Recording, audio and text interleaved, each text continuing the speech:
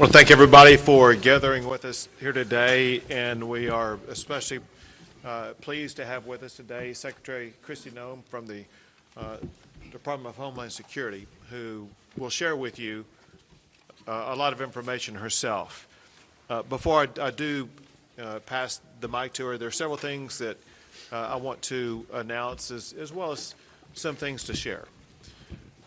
First, what I have observed in this community over the past 24 hours is what I call quintessential Texas. When Texans face a challenge, we come together, we unite. And that's exactly what's happened over the past 24 to 48 hours in this community.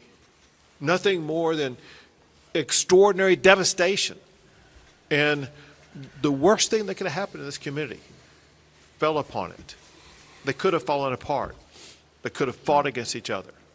But instead, they understand the importance of unity. And it's what Texans do. It's what we will continue to do. Along those lines, something else to double down on what I said last night. We will be relentless in going after and ensuring that we locate every single person who's been a victim of this flooding event. We're not going to stop today or tomorrow. We will stop when the job is completed. Between now and whenever that day arrives when the job is completed, this is a 24/7 operation, day and night, because we know that we are looking for Texans and Americans, and we put them as our top priority, and we will find every one of them. Additionally, I want to let you know that overnight, there was an increase in storm damage and rainfall and flooding in other regions of the state of Texas that were in addition to the ones that were in the disaster declaration that I made yesterday. What I'm going to sign today is an expanded disaster declaration that adds the following counties to what I signed yesterday.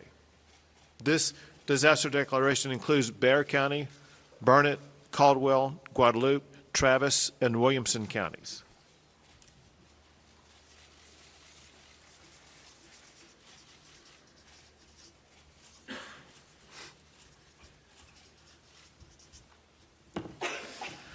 We will continue to add counties as needed as conditions either worsen or improve in counties across the state of Texas. We will ensure that every asset and resource the state has is going to be made available to every county that's the subject of this disaster declaration. Also, I've had the opportunity to visit not just with Secretary Noem, but other officials in the Trump administration. We know that President Trump, he loves Texas for one. He's deeply concerned about all the families who've been affected, but also knows about the magnitude of the devastation that we're suffering. And so what I'm about to sign now is going to be the first step in a process. This document is a request for a federal disaster declaration coming from the governor to seek the immediate and ongoing help of the federal government.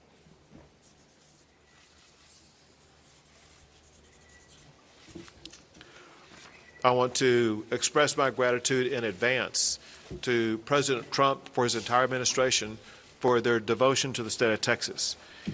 He always tells me about his love for the people of the state of Texas, his deep concern for them, and I know that he's feeling that now as much as he ever has. And there's no better way to show that than the fact that he wanted to ensure that he and his entire administration was represented here today by Secretary Kristi Noem, to whom I would like to turn things over at this time.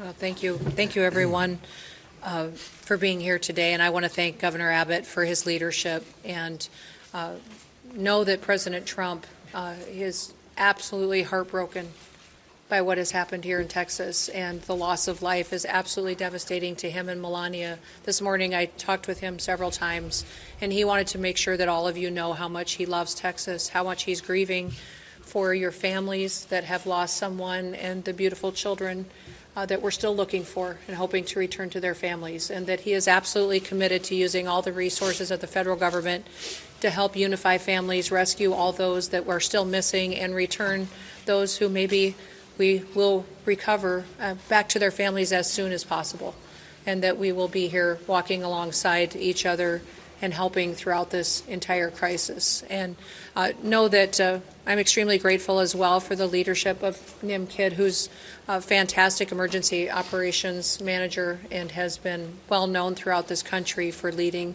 through such a time as this. And this tragic situation is something that is unprecedented.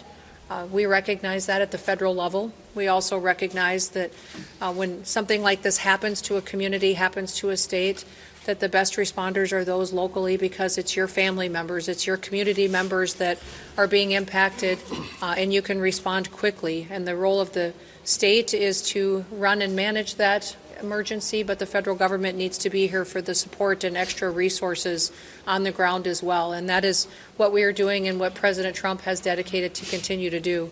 I've visited with the president already about this federal disaster declaration that the governor was going to sign here this morning, and he has indicated that he will honor that and that he will accept that. So that response and that relief will be coming. And we also have had assets here on the ground since the beginning of this crisis started, since this weather event did start, and even before it came, we were alerted. We did have Coast Guard assets here that were helping to rescue people. We're thankful for the airframe that showed up and those coasties that were here walking alongside our DPS, and the emergency responders that were here, the Texas assets that were deployed already, and that coordination was seamless, and I appreciate them for putting that request in right away. We also had our BORTAC team from Customs and Border Protection out here helping with rescues.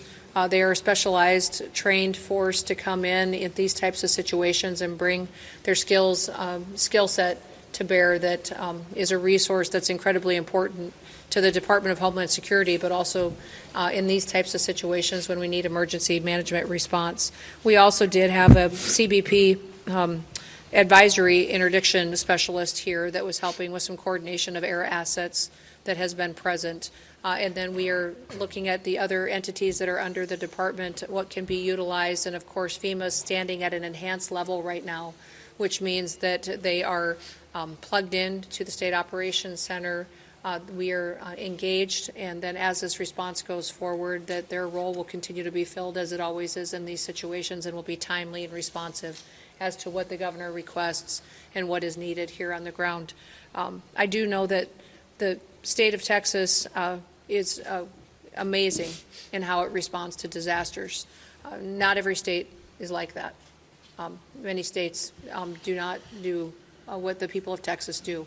And you are an example to the nation of getting through these difficult times, but also know that you're not alone, that you have the entire country's hearts and are with you and are walking alongside you. And at the department, we will continue to bring more resources. We just, at the request of a previous conversation less than an hour ago in visiting with him and with the governor, requested more fixed-wing aircraft from Coast Guard to come and help us, making sure that we're going out and locating individuals as fast as possible that we know are still missing, and that we also will send more airframe as far as helicopters that have the ability to come in, and some will be equipped, and the fixed wings with thermals so they can continue to work all night long. Some of the assets that other agencies may offer don't have that kind of equipment, but the Coast Guard does have it, and so that will be deployed so that the search and rescue efforts don't stop even when it does get dark at night. We'll continue to stay engaged, and I'll be here. I'm going to go up to the camp, Mystic, and I'm going to go around town and spend some time here today and make sure that when I am calling and talking to the president throughout the day, that he has timely information, that the requests that are coming here from the leadership on the ground are met immediately, and that we can take care of these families and take care of these folks right away. We do know the number one priority now is people, is making sure we're finding people as fast as possible and we're returning them to their families. And then also, throughout the process, we'll get into what damage was done to public infrastructure, what may have been done to, I know we have 1,800 people that are still without power. what I understand is people still have water, but we do have damage to bridges and to roads. Thankfully, dams held. But all of that is an assessment that we'll continue to work with you on to make sure that you recover as quickly as possible. So, again, thank you all for being strong and being an example for people. Someone told me a long time ago, over 30 years ago, that to never get angry on behalf of yourself, get angry on behalf of the other people, to always go out and get up every day and go work for other people and help them. And so I know many of you that are out there responding and helping your neighbors had losses too. You're hurting because you're grieving somebody that may have been lost. We were created to serve people. God created us to serve each other. And now is a wonderful time to go find somebody you can help, somebody that you can take care of and get them through this process. And that will make us stronger and better into the future. So our prayers are with you. President Trump wants you to know that he and Melania are praying for you and love you. And with that, I'll turn it back over to the governor. Sure. Well, thank you very much. Thank you so much for being here. Thank you for the assets and resources you and the Trump administration are providing. One thing that Secretary Noem mentioned was the fact that recoveries and rescues are being made. And what has happened over the past 36 hours is really amazing. When you look at what the local officials have done, working in collaboration with multiple state agencies as well as our federal partners, in 36 hours, they have rescued or recovered more than 850 people, some clinging to trees to save their lives, others in other precarious situations. It's just sheer heroism, the way that we've seen our first responders rescue so many people. And now I would like to turn things over to Senator John Cornyn. My thanks to President Trump and Secretary Noem for responding so quickly to Governor Abbott's request for a federal disaster declaration. And particularly, Madam Secretary, thank you for being here in person. It's really important and I think sends a very important message.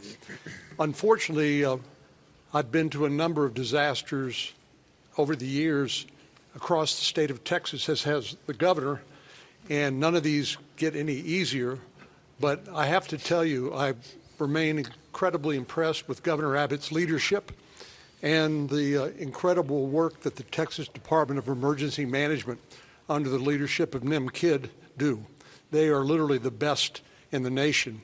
And what Secretary Noem said about other states not responding as well is true. It's something we should be very proud of and grateful for, particularly at a time like this. And then there are the men and women who are standing behind us here who have been doing the work on the ground, not waiting for the federal government to show up. They've been getting the work done, as the governor pointed out. And we are all together, we are praying for those who have lost loved ones and are grieving. We are celebrating with those who have been reacquainted with and rejoined with their family members. And, you know, a few years ago, the governor will remember this, up in West Texas after a terrible disaster, a county commissioner there said something to me that I think is appropriate at a time like this. He said, being from Texas is not just about where you're from, it's who your family is. And so when things like this happen, we come together as a family, as Texans, in a way that I'm very proud of. But it's very important because this is who our family is, and we owe it to them.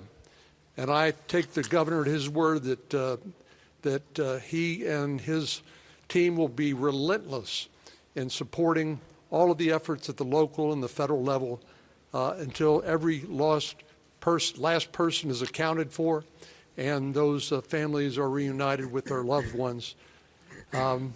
But Governor, thank you again for your leadership. Secretary Noem, it means a lot to us for you to be here. And we appreciate Governor Abbott and Chief Kidd, but we appreciate President Trump and you responding so quickly to the governor's request for disaster declaration. Thank you very much. Thank you. And now Congressman Chip Roy. Thank you, Governor. Thanks all of you for being here.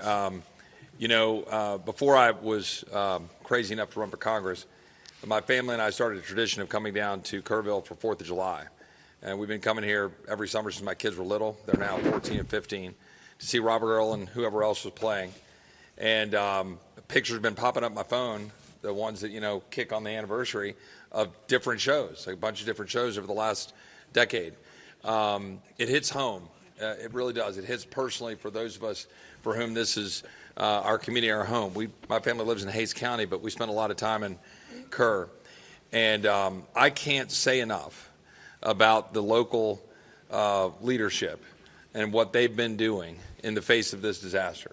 Your city manager has done an extraordinary job. Your sheriff has done an extraordinary job. I could go down the list of everybody, and I'll leave somebody out. But I can't say enough about what they've done, and then I can't say enough about the governor and about NIM and about the leadership that has come from the state and from DPS and from TDEM to get this done and to do what we're in the process of still doing to react to this unfortunate circumstance. It's been professional and it's been extremely well done. And I have to say, the secretary yesterday, I reached out to her office. I think it might be 15 minutes later that I got a call from the secretary, immediately responding to requests. I talked to NIM about the need for Army Corps support and some other stuff, immediately talked to the secretary about it. The collaboration, the teamwork, local, state, and federal, I cannot overstate the extent to which everybody set aside turfs or any of those kinds of things to deliver for the people of Texas. Now, we're far from having finished the job. We're all here knowing that we still have work to do. We're still prayerful. We're still hopeful. Obviously, there's a lot here that we're dealing with, but I'm deeply appreciative for that coordination. And last point that I'll just make is, and I've said this a little bit earlier this morning, there's going to be a lot of finger pointing and a lot of second guessing and Monday morning quarterbacking. And I just want to pick up on what I think the governor said about 50-something individuals that were moved quickly in this circumstance, and in a once-in-a-century flood where you get 12, 14 inches, where you get a 26 to 30-foot increase in water in the course of an hour and a half at 4 to 6 o'clock in the morning on a holiday, and that's what we're dealing with in these circumstances and where those camps are. There's a lot of people saying why and how, and I understand that. And I understand why parents would be asking those questions and all of the media. But where we are right now in terms of what we've done to be able to protect people, move them, get them out of the camps, and the heroic efforts of people that worked in those camps, directors of the camps, people who own the camps, who not just risked their lives, gave their lives to try to go save the lives of those kids. That's who they are as Texans. And I'm so proud of that. And I'm so proud of the work that everyone's done to do that. And now we just got to finish the job and be with the people. And importantly, pray for the families who have lost their loved ones. Thank you. Now, Kerr County Judge Kelly. Yes, I think I'm the only one at this table that lives on the Guadalupe River. And our properties were devastated, and I barely got home yesterday. I started my morning ushering in a crew with a skid steer and 2 dump trailers, 3 trucks, 9 men to start trying to rebuild what went down the river. I then had the opportunity to come here, where I was asked to go over to the funeral home. I had issues over there. I am a 50-year lawyer and a mediator and arbitrator, and we had some issues that needed attention. And I got to see firsthand many of the body bags, and it breaks my heart. And coming back from that, we had an opportunity to go on a helicopter ride with the senator and the mayor and inspect the devastation. We flew all the way up the South Fork, all the way to Criders. And you can see what's happened, and it's going to be a long time before we're ever going to be able to clean it up, much less rebuild it. But there's nothing on the other side of Criders. It's just hill country. And we didn't know. We know we get rains. We know the river rises. But nobody saw this coming. And what I really have to report to you is it was a godsend to be able to get out of the helicopter, walk back into this building, and sit down with these people and cooperate, arm in arm, hand in hand, to do the best we can to work the process. The rescue has gone as well as can be expected. It's getting time now for the recovery, and that's going to be a long, toilsome task for us. And what I would reiterate that I've heard others say is as long as we stay together, we'll get this done. Thank you. Thank you very much. And now, Mayor Herring.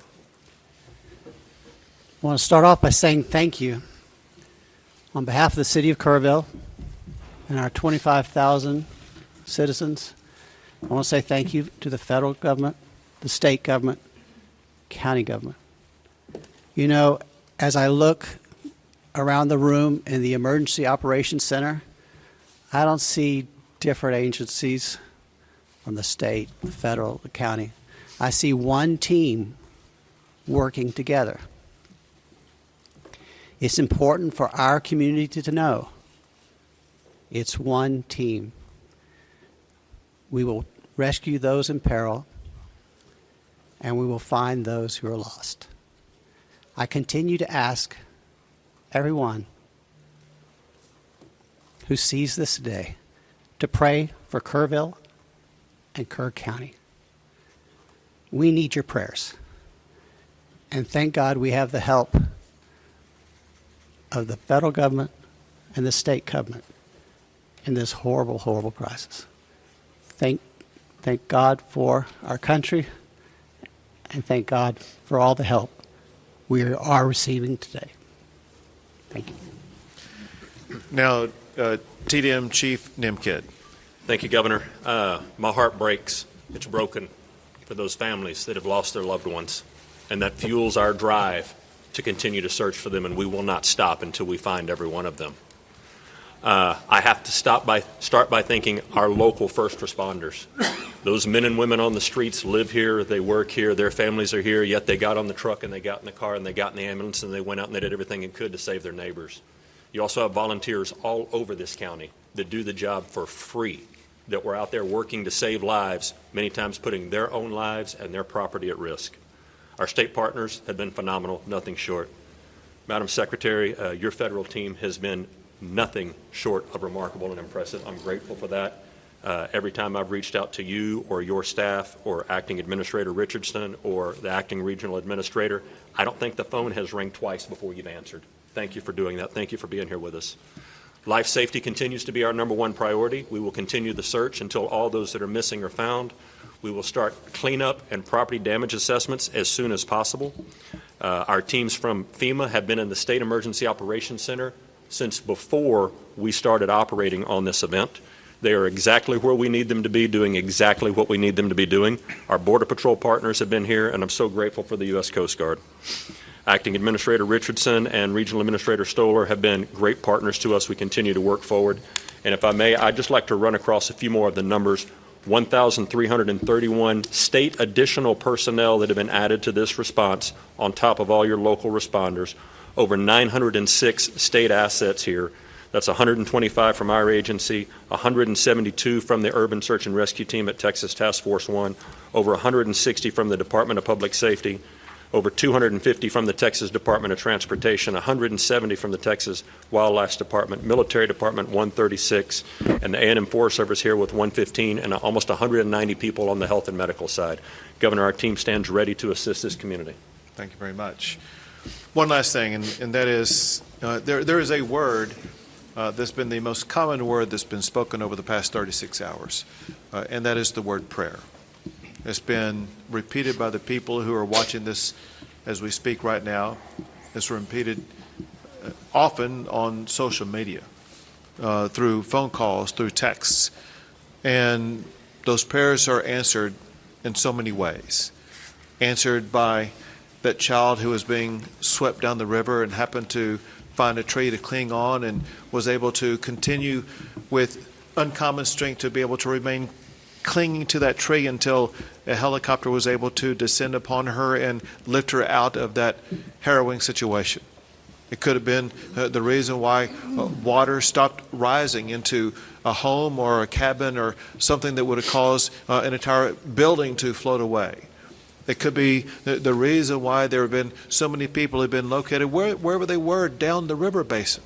It could be something that prevented somebody from getting into the water to begin with.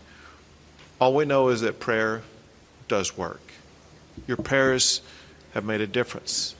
We ask for continued prayers as we continue our efforts to locate everybody who's been affected by this, and pray so much for the families who have lost a loved one, who are going through challenging times that they never imagined on the 3rd of July that something like this would happen. Prayer matters, and we thank God Almighty. God has blessed Texas and will continue to bless our great state. We'll take a few questions. Have the numbers changed? 27 dead and 27 missing from Camden City. Sure. What I can tell you is there's still 27 missing. We have recovered some additional bodies at this time. We're trying to identify at this time. What I can tell you, an update, there's 32 deceased. 18 of those are adults and 14 are children. 5 of the adults remain unidentified and 3 children remain unidentified. We are still working on that this time. As I said earlier this morning, the numbers are going to continue to change. They're going to continue to change till we're done. It's been a very good day as far as being out there and being able to do some things, and we've got a lot done. Chief, early on there was a lot of conflicting information about the search, about the number of fatalities, the missing, even a lot of families and parents were rightfully concerned and more importantly confused about all this information. We just heard the judge refer to this as a shift from rescue to recovery. Can you clarify what that means? Are we talking about these missing people no longer believed to be alive? You'll need the judge to answer that piece. Our state assets and local partners are continuing to search for live victims. Is there any indication that there are still people out there alive? Any evidence? History would tell us that after a certain time period, those chances diminish, and we can talk about all of the numbers and the metrics on that. Our hope and prayer is that there are still people alive that are out there, and we are still actively searching for them, and we will continue. And listen, that will turn into recovery at some point, and none of us want to put a time period on that right now. But when you talk to the men and women that are up there in those helicopters and out in those boats and walking the ground, they're looking for live people right now and doing everything they can to continue this search as fast as possible. And Judge, just a moment to clarify, because we want to be very clear with especially families and parents that are watching this. What makes you feel like this has gone from rescue to potential recovery? Because there is a difference. We will eventually get to the recovery. 2 more questions. Well, we're going to do more than 2 more questions. I want to say this. My instruction to every state agency involved in this is to assume everybody who is missing is alive, and there's a need for speed. Not just every hour, every minute counts, which is why there's people in the air, people in the water, people on the ground right now, because they're looking to save every last life, and we will not give up that effort. 2 more questions. Why was the National Weather Service not pinging their phones before 7 o'clock this day of 4th of July? Either federal people can answer that maybe for us. I got updates at 7 o'clock. First one I heard. And I've heard updates throughout the week, but not before 7 o'clock in the morning. Wasn't that a fundamental failure of the federal government's responsibility to keep us safe? Well, my background is before I was in the secretary position here under the Trump administration, I was governor of South Dakota and served in Congress for 8 years before I was governor. And so I will tell you that for decades, for years, everybody knows that the weather is extremely difficult to predict, but also that the National Weather Service over the years at times has done well, and at times we have all wanted more time and more warning and more alerts and more notification.